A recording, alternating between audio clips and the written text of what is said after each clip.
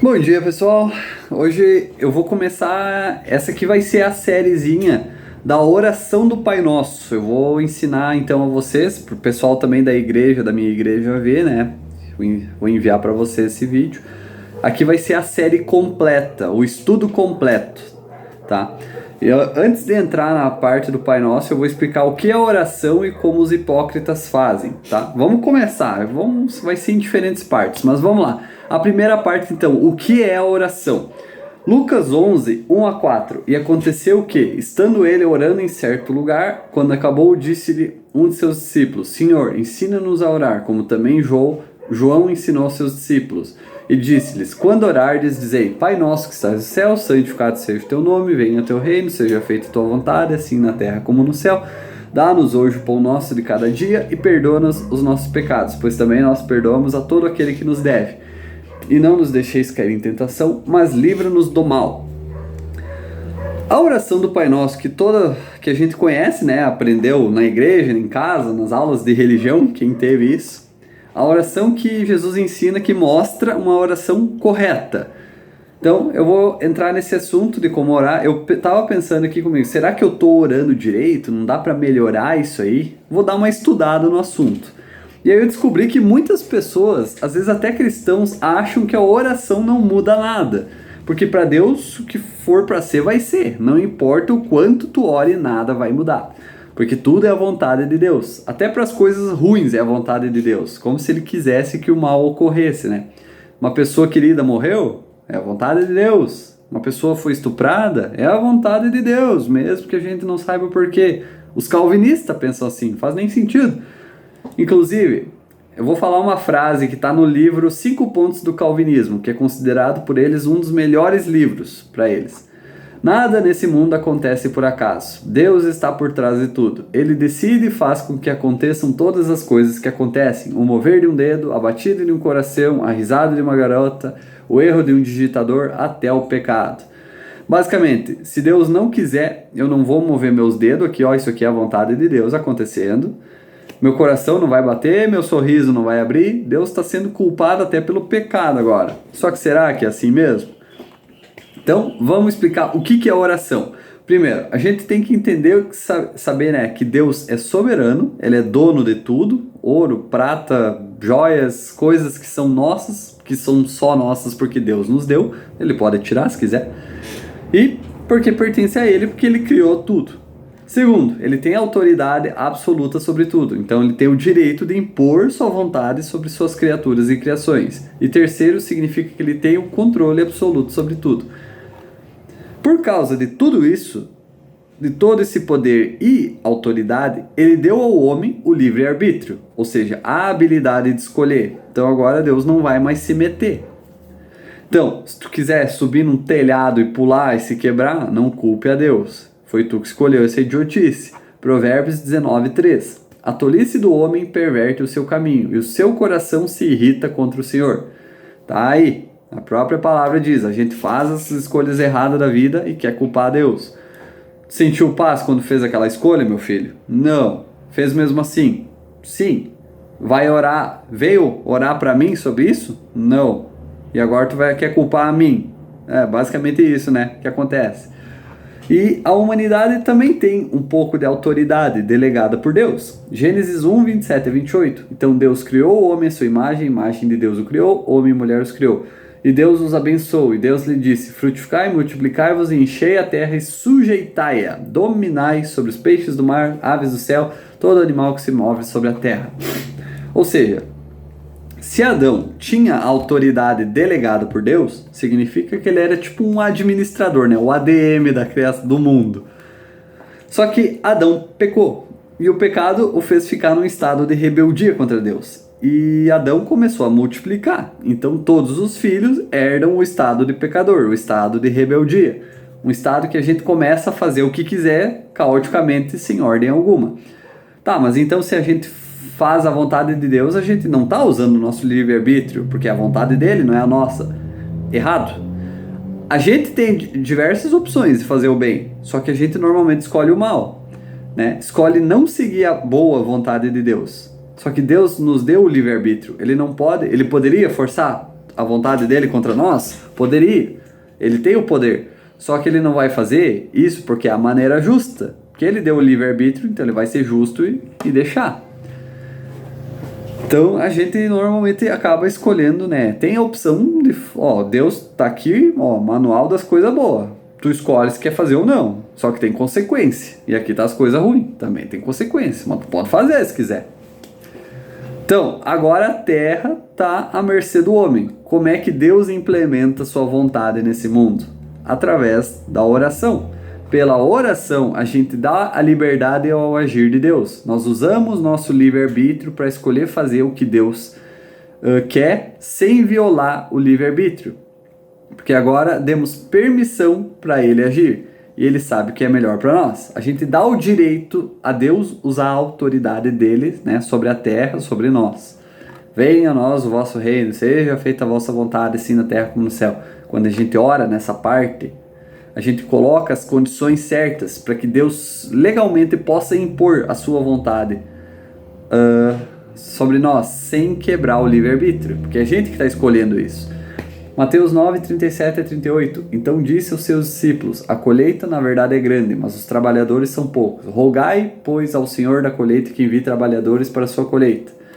Jesus pede isso, mas por que orar por algo que a gente poderia claramente ver que é a vontade de Deus? Justamente porque Deus não pode legalmente impor sua vontade até que a gente peça, por causa do livre-arbítrio. Vamos voltar agora à oração do Pai Nosso, só que lá em Mateus agora. Porque ali também está descrita com mais algumas informações prévias que a gente vai ver antes de começar na oração em si. No culto eu falei a partir do versículo 7. Aqui a gente vai ver a partir do versículo 5. Para explicar agora sobre a hipocrisia antes. E quando orardes, não sejais como os hipócritas, pois gostam de orar em pé nas sinagogas e nas esquinas das ruas. Mateus capítulo 6, tá? Versículo 5. Nas esquinas das ruas para serem vistos pelos homens. Em verdade vos digo que já receberam a sua recompensa. Mas tu, quando orares, entra no teu aposento e fechando a porta, ora a teu pai que está em secreto. E teu pai que vem em secreto te recompensará publicamente. Mas quando orardes, não useis de vãs repetições como os pagãos, porque pensam que pelo seu muito falar serão ouvidos. Não sejais, pois, semelhantes a eles, porque vosso pai sabe que vos é necessário, antes de vós lhe o pedirdes. Portanto, orai vós deste modo. Pai nosso que está no céu, santificado seja o teu nome, venha no teu reino, seja feita a tua vontade, assim na terra como no céu. Pão nosso cada dia nos dá hoje, perdoa-nos nossas dívidas, assim como nós perdoamos os nossos devedores. Não nos deixeis cair em tentação, mas livra-nos do mal, porque teu é o reino, o poder, a glória para sempre. Amém. Aqui a gente vê as orações então de hipócritas. Eles oravam em público para passarem aquela imagem de homens santos, que estavam sempre em contato com Deus. Só que eles receberam a recompensa deles, como diz ali, que é ser visto por homens. E só. A palavra em grego para hipócrita significa ator. Ou seja, eles fingem ser algo ou alguém que eles não são. O próprio versículo 2 mostra. Quando, pois, deres esmola, não faças tocar trombeta diante de ti, como fazem os hipócritas nas sinagogas e nas ruas para serem glorificados pelos homens. Então os hipócritas, eles querem ser vistos. São atores, não tem graça atuar se ninguém vai assistir a peça, né? Por isso eles querem audiência, querem plateia. E no versículo 16, e quando jejuardes, não vos mostrei contristados como os hipócritas, porque eles desfiguram seus rostos para que os homens vejam que estão jejuando, né? Só querem se mostrar. E Jesus chama a atenção, então, nesse quesito repetição, porque os fariseus na época só recitavam as escrituras. Os judeus oram 3 vezes por dia, vem de Daniel isso. Então eles passaram a ter isso também. Só que os fariseus, eles marcavam o horário de ir no lugar de mais movimento e ficavam recitando as escrituras, para mostrar que eles eram homens, né, que seguiam a palavra, que cumpriam a lei. Então, tinham 3 horários, era 9 da manhã, meio-dia e 3 da tarde, se não me engano, acho que era esses. E aí, vai ter movimento na praça, todo mundo para fazer horário. Então eles vão lá um pouco antes, beleza, e ficam lá falando. Só que era tudo vazio, não tinha o coração dele nas orações, só ficavam recitando.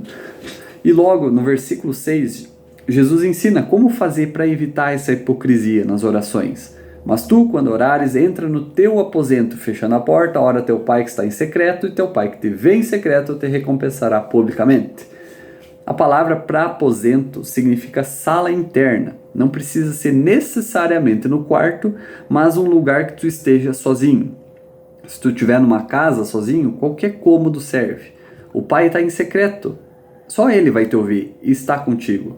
Isso é até uma referência ao Salmo 91, aquele que habita no esconderijo do Altíssimo, a sombra do Todo-Poderoso descansará.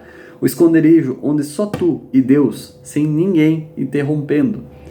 Já os hipócritas não querem um esconderijo, querem fazer com que os outros vejam que eles têm o seu tempo com Deus.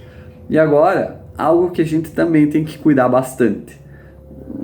Até um exemplo, para a gente também não ser hipócrita também. Se a gente ora antes da refeição e na hora de colocar nossos filhos para dormir, a gente pode estar sendo hipócrita, porque a gente quer mostrar que a gente é aquele maridão, aquele paizão, né, aquela mãe que quer passar o exemplo para as crianças, né, que seguem e obedecem a Deus, só que não tem o próprio tempo sozinho com Deus para melhorar. Só quer passar para eles para dizer, não, eu oro com meus filhos, toda noite, mas não tem o seu tempo com Deus. Porque daí não se importa de verdade em estar com Deus ou melhorar a relação com Ele, e sim daquela falsa imagem. E aí Jesus fala, quando orardes, no início do versículo 6, porque ele espera que a gente de fato ore sozinho com Deus todos os dias. E aí sim, no versículo 7 ele diz também, não useis de vãs repetições como os pagãos. Dessa vez não é como os hipócritas, mas como os pagãos, como os gentios. Apesar que não deixaria também de ser. Essa frase, vãs repetições, se refere no original a fórmulas pagãs e encantamentos mágicos. Os pagãos acreditavam que se falassem as palavras do jeito certo, né, da maneira certa, as palavras certas, os deuses os ouviriam. E aí eles tinham frases prontas para cada tipo de situação, como se fosse bem um encantamento. Famoso abracadabra, né, aquela frasezinha mágica para abrir qualquer porta. É tipo isso. É tipo tu rezar 700 vezes um rosário achando que vai ser perdoado, ou sei lá o que. São práticas pagãs, querendo, né, os católicos aceitar isso ou não. Se o católico vê isso, saiba que é pagão isso, tá? Hinduístas usam rosários, budistas, muçulmanos, entre outros, vários. E os judeus começaram a cair na mesma coisa. Em vez de orar com o coração, eles começaram a decorar texto pronto. Só que como Jesus disse, Deus sabe o que a gente precisa antes de pedir. Então por que não pedir de fato? Não falar nossos desejos, necessidades, dificuldades, medos, pecados, vitórias, conquistas? Tudo. Tudo. Então eu vou encerrar essa parte por aqui. Na próxima a gente já começa a entrar na oração do Pai Nosso em si. Só para explicar essas partezinhas que vão... é um a mais. Beleza, pessoal? Então Deus abençoe e até o próximo vídeo.